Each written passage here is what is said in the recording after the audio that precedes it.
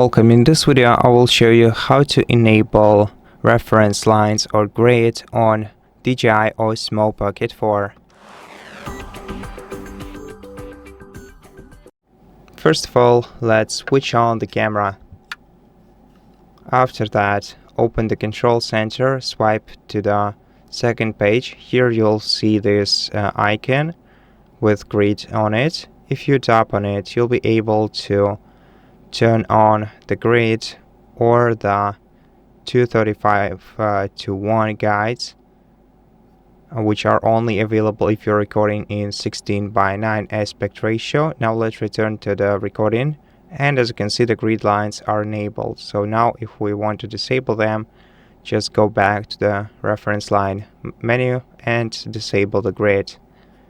Let's enable the 235 1 lines instead. As you can see, they are now enabled. So that's pretty much how you use the grid on this device. Thank you for watching this video. If it helped you, please consider subscribing to our channel, leave us a like and a comment below, and I'll see you in the next one.